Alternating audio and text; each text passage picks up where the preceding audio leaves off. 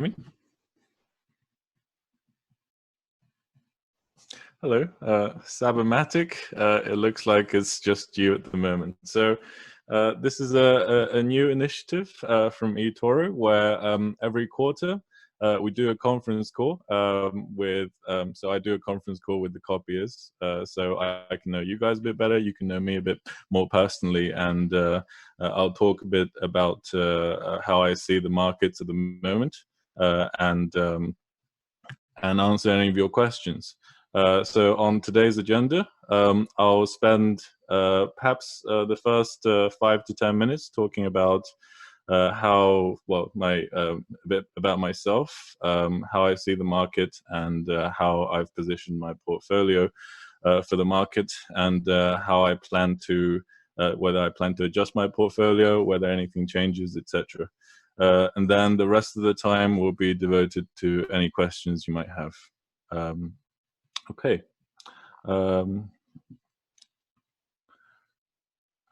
problem. Okay, so a bit about me. So my name is Baitran Lee. You can call me Bai. I graduated with a mathematics degree from Cambridge in 2016.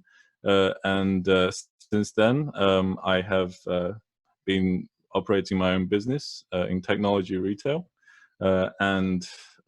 Because I had some income, I wanted to put that income to good use. So I started investing on eToro. Obviously, when I first joined, I wasn't planning to be a popular investor. But as time went on, my investments saw some success and people started copying me. And now I have become one of the most popular investors on eToro, which I'm quite thankful of. I just want to say thank you for trusting me with your money, and I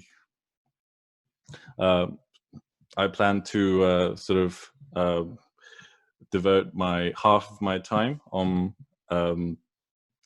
my sort of retail business and half of my time on eToro also. What I see the market at the moment is that the market seems a little bit irrational. So in January, I started hedging the market, which is something that's unprecedented for my portfolio, because ever since I joined in 2017, I have been pretty much a passive investor. So I invested in a few stocks and I held them long term. As you can see in my history, I even held all of my stocks. Didn't sell anything, I didn't buy anything, even when there was a correction in late 2018. So why did I think that this time was going to be different, and why did I sort of position my portfolio differently in January, thinking that there would be much more downside? So I started hedging. Well, the reason is that this time, people always say you can't really time the markets. You can't predict how the markets are going to be. But I felt that this time, because the market, because of the coronavirus, it's a health issue, right? It's not an issue with the economy. The economy was in fact in great shape before the coronavirus hit. But there are a few key features of the coronavirus that made me make the decision to start actively managing my portfolio. When I started in China, of course, I have a lot of family in China, so I had a first-hand sort of information about how the coronavirus was spreading in China, and there are a few things about the virus that made it so deadly and spread around the world. And the most important factor is that the virus itself is you can have asymptomatic transmission and sustained human-to-human transmission of the virus, and that's something that made the coronavirus akin to other viruses in the past, like influenza, rather than being able to compare the virus to for example, SARS or MERS, which were effectively stopped from quarantine measures.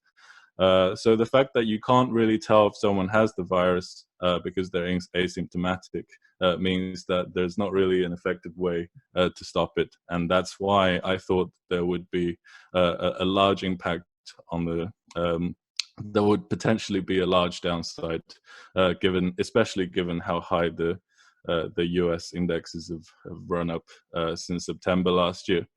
So in January, I sort of successfully hedged my portfolio against potential downside that paid out over the next few months.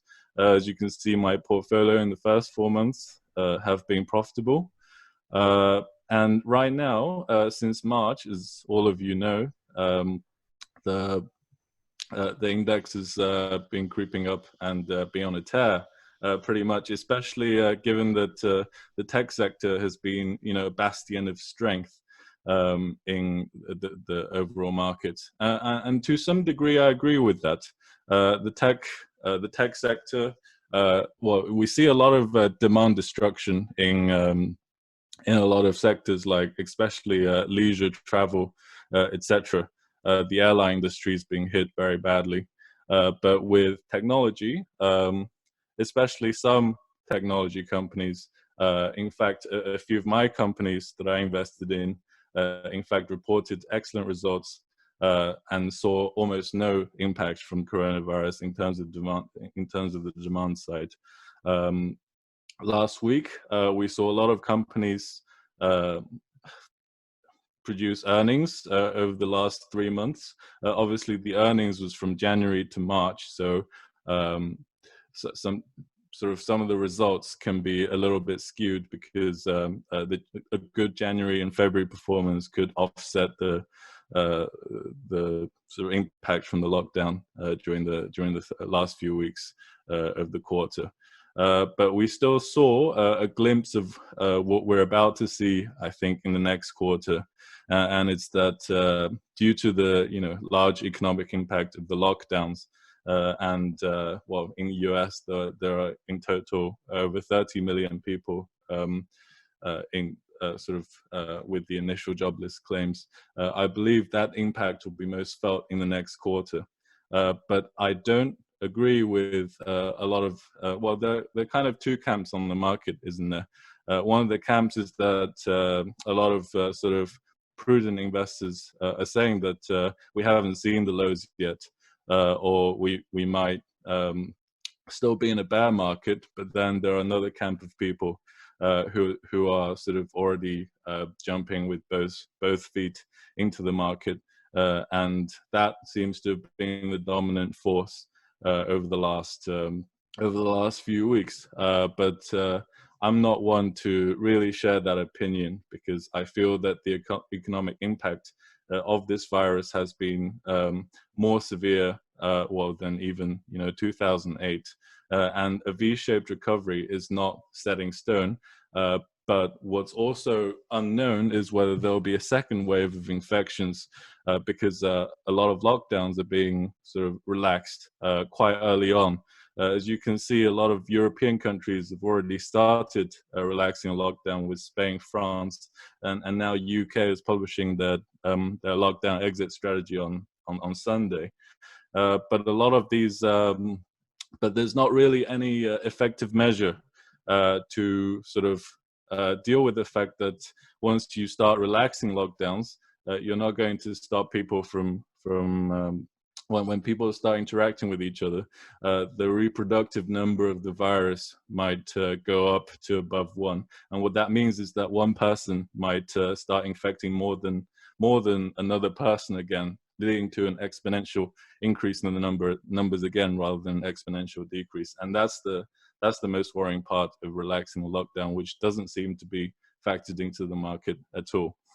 So how I've positioned my portfolio is that I've gone long on the companies that I believe will weather coronavirus very well. A lot of the companies that I invested in are not very highly leveraged, don't have high amounts of debt, and they're positioning sectors where demand will persist throughout the next few quarters, and they're also in very good growth sectors that can benefit from the sort of secular tailwinds for example, like 5G and AI over the next few years.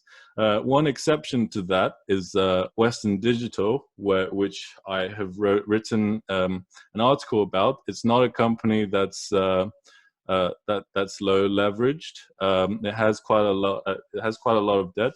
But if you read my article of that I wrote on Saturday, you will understand why I'm still invested in the company. And in fact, it's one of my largest positions.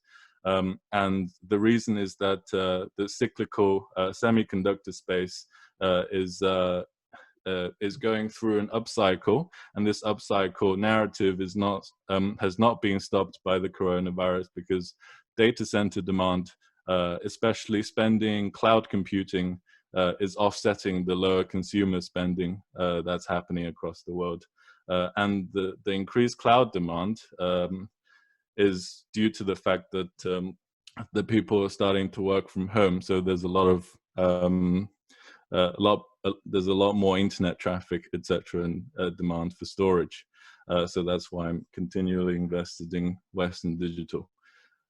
So for now, I'm going to continue to long these companies that I believe will be resilient, and at the same time hedge my portfolio with shorts on the Nasdaq, because I believe the stock market levels currently don't reflect how the economy will be. And while in the short term, the stock market may diverge from the economy, in the long term, there is a strong correlation between the two.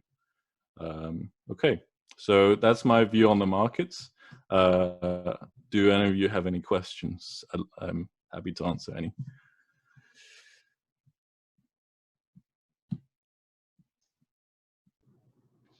I have a question, but I am muted myself, so I don't know if anyone hi, else. Sam. Yeah, don't know if you guys know me. I manage the Popular Investor Program, and I'm a big fan of yours. I just wanted to ask, you mentioned you tend to have a fairly optimistic tone, like around the easing of the restrictions, etc. And I don't know if you watched the Berkshire Hathaway annual general meeting the other day. I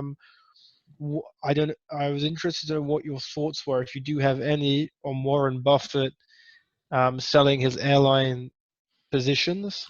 And and to me, that I found quite worrying, considering he's always a bit of an eternal optimist of So firstly, I'm not really an optimist about where the economy is right now.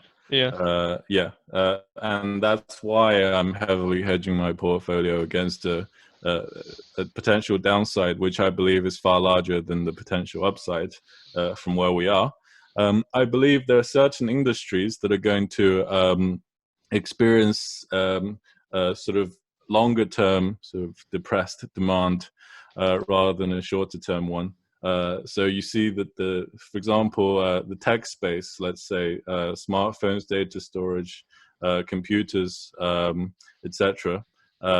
Even consumer electronics, I believe, will have a very relatively fast recovery, whereas sort of sectors like travel, leisure, especially the airline industry, I believe will take many years to recover from this.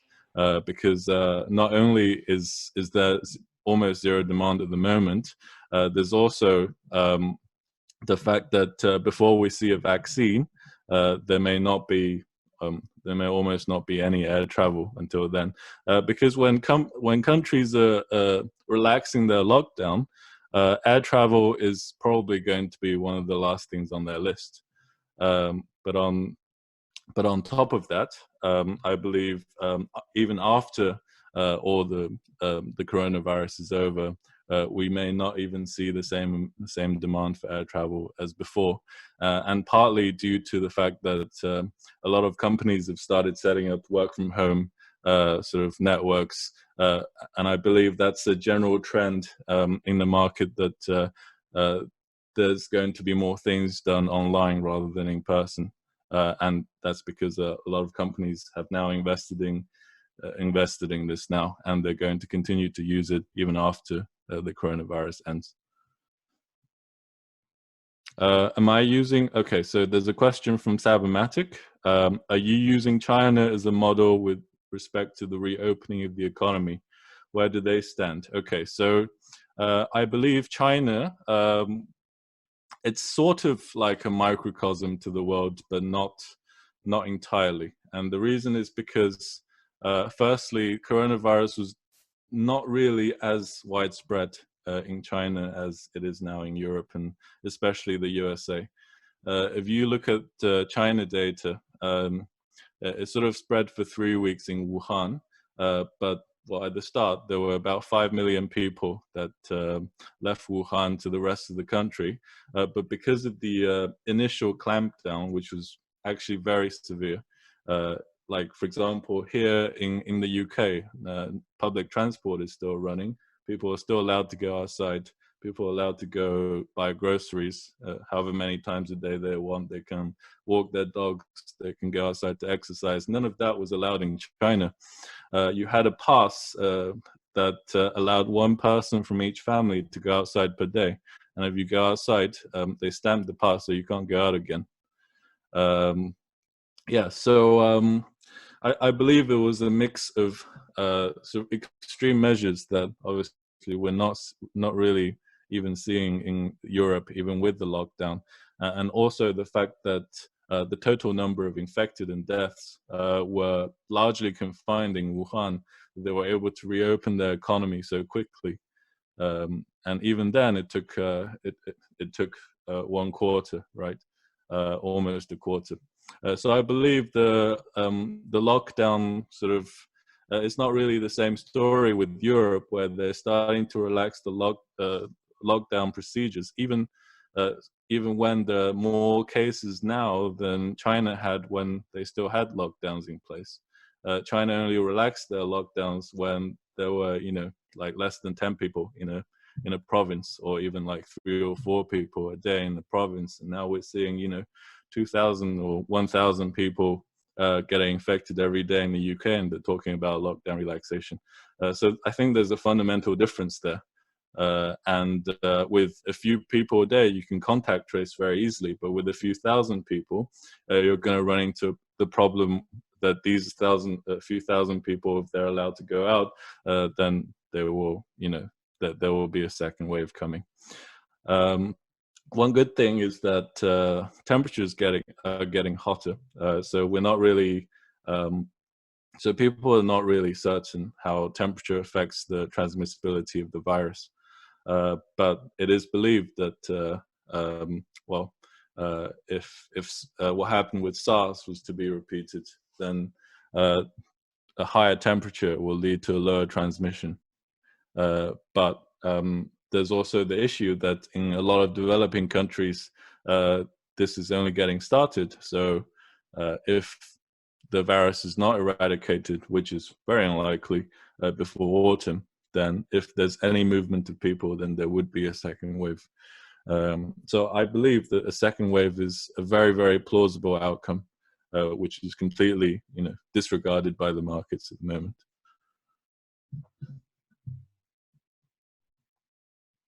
As with China at the moment, they're trying their best to stop a second wave from coming, and that's to reduce the amount of flights into China to, I believe, once a week from each country. And that's very little people that they now have to screen. And all of them are going through certain cities. So only about 10 to 12 cities have one airport each open. So that these are going to be the hubs where people sort of land, and then they go through a whole procedure where they're made sure to either not have the virus or be quarantined if they do have the virus. In fact, my mother recently went back to China because she has an underlying condition. So she sort of escaped to China, and as soon as she got off the plane, she was escorted by 2 people in hazmat suits onto a coach, and then the coach went to a sort of facility where they did the RNA test for the virus, and then she spent a night and obviously she was negative. But if she had been positive, then they would be escorted again by hazmat suit people to a hotel where you spend 14 days there, or to a hospital. So all of this is closed, close to the public. So there's no sort of cross contamination. And at the same time, if you're negative, like my mother was, she was escorted home in a police car, actually, and there was a motion sensor installed on the door to prevent her from going outside for 14 days. And she was designated one sort of person who works for the government there, and he would procure anything that she needed for the next 14 days outside. So you can see that the measures in China are much more extreme than the measures employed in Europe. And this is why we're not seeing a resurgence in China. And I believe, obviously, liberties, civil liberties aside, this is the way to stop coronavirus from reappearing. And I believe that in Europe, that's obviously not the case. So there's much more risk involved here. Does that answer your question? Thank you. So any other questions?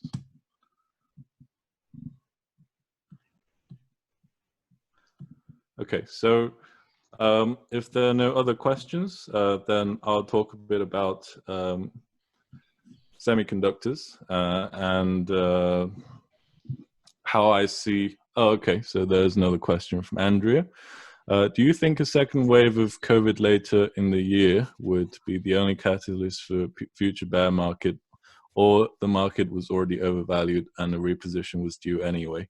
I believe that the market is currently overvalued because it's trading, well, given the current, given where we stand at the moment with the S&P, we're trading at 17 times 2021 earnings before coronavirus even happened. And that's obviously not going to be the earnings that's not likely going to be the earnings that we see. So I believe one of the worst case scenarios is going to be a second wave of coronavirus, and that's really going to sort of shock. Well, it won't be a shock to me, but I believe it will be a surprise to some people who jump both feet into the market right now. But even if that doesn't happen, I believe there is a potential. There's quite a large potential downside, given that economies can't open 100% if coronavirus is still here. You can perhaps open, let's say, 85% of the economy. So what I see is if there is no second wave, then there's the economies, the major economies are going to be running at, let's say, 80 to 90% capacity instead of 100%, because you can't really go back to how things were. So there's going to be a new kind of normal, which involves social distancing, etc., and that's going to have a hit on productivity. And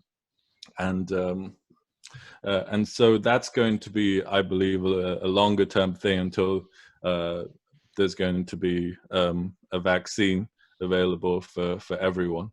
And current talks are that there will be a vaccine perhaps by the end of the year. I believe that's optimistic, but let's say at the end of the year, and then it's going to take a few months more for there to be a significant number of them mass produced. So what we're looking at is maybe this time next year that we can perhaps go back to normality. So until then, I foresee that either there'll be a second wave or the economies won't be able to open completely. And that's, I believe that I have quite a big conviction with that judgment. And obviously both of these will lead to potential sort of downside in the stock market. What do you think about country debts, interest, and low demand? Okay, so currently a lot of countries, especially the UK, a lot of countries are issuing sort of long-term bonds to fund the what's currently sort of the fiscal stimulus. What do you mean by interest and low demand? Sorry, could you elaborate, if that's okay?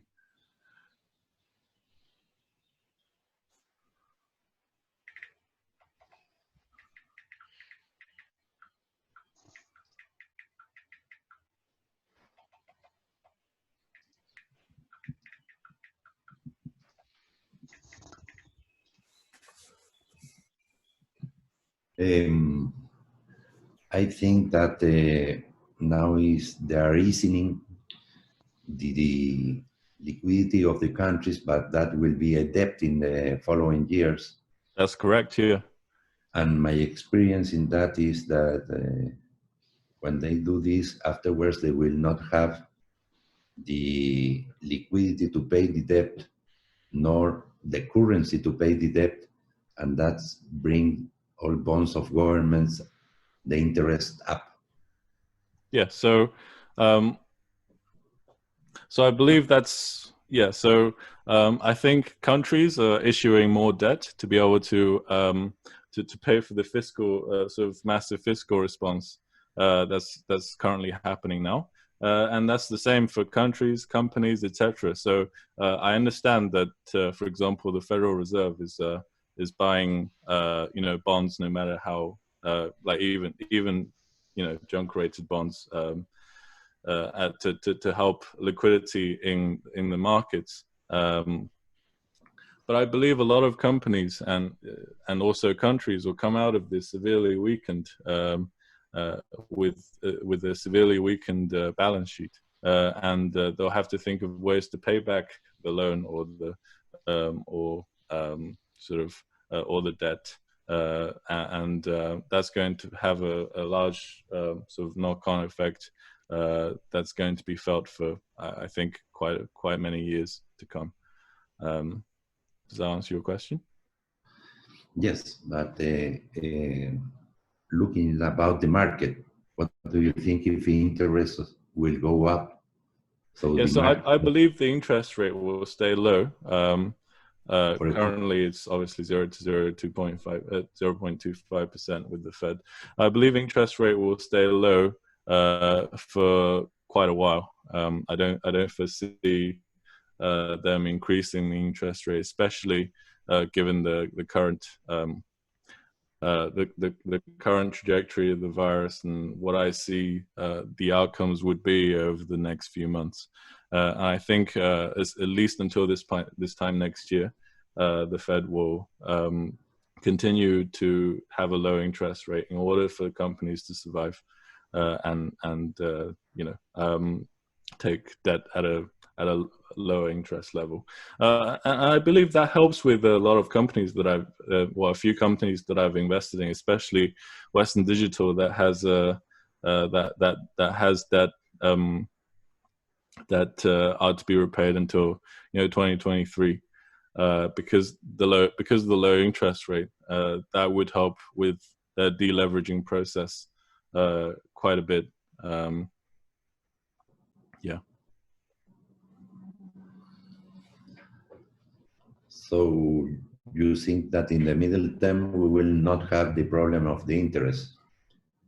So I believe over the next year or so, we're going to have low interest rates because we won't see the virus go away that quickly. But whether interest rates kept the same or not afterwards depends on how fast we see recovery happening. I believe a lot of people are saying that we might have a lot of pent-up demand and there's going to be a V-shaped recovery, potentially leading to higher interest rates, etc. But I don't think that. I think there's going to be more demand destruction rather than pent-up demand. But it also depends on how deep this runs and how many more months people get. Like how much unemployment is going to persist over the longer term. Obviously, we're going to have a short-term spike of high unemployment, but how many jobs out of these will not be recovered over the next year or 2 years, currently nobody really knows, because it's a situation that's almost never happened before. Yeah. But my overall view is not, as optimistic as the market is suggesting right now. That's why I have positioned my portfolio that way. No, I am clear with that, because my experience in 1982 with high unemployment and fiscal or money problems of the government, the problem was that the devaluation and interest high. So I was very clear that I have to be very careful in my investment in shares. Right. You have to be looking carefully. Yeah. So I think the unemployment, like the unemployment rate, obviously is at a historic high right now. But I don't think that, like, I believe a significant portion of these jobs will obviously be recovered in the short term. But I believe we'll maintain a high level of unemployment going to, the next year or next 2 years, etc. I don't think this is an issue that's going to be solved that quickly. Obviously, Federal Reserve is doing everything they can to ensure that as many jobs are kept as possible. But I believe that given the historic scale of job loss, and the fact that so many companies are going to be fundamentally weakened over the long term, we're going to see a lot of job cuts for the long term as well.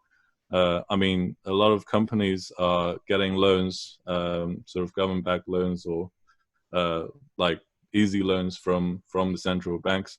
But as a sort of, I believe, sort of like that in itself is going to have an effect on their balance sheet, is when they think of, how they're going to repay those loans over the next years.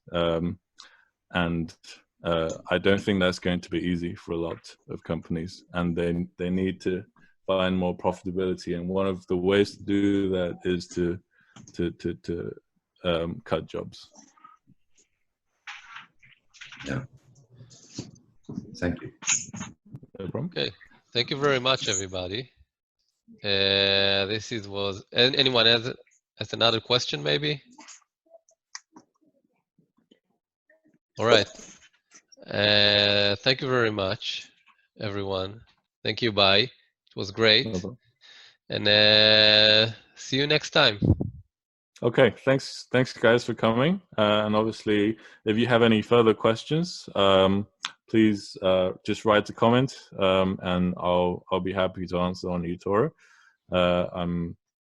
Yeah, and one of the best ways to gauge how I feel about the markets and what my opinion is to read my weekly update. Every week, I write at least one long article about something that I have an opinion about in terms of the markets or any of my companies, and it's on my wall, as well as I keep a copy in my blog. So feel free to browse either places and make a comment if you have a question about them. Okay. Okay, thank you. Great. Thank you very much. Thank you. Thank you, guys. Goodbye, everybody.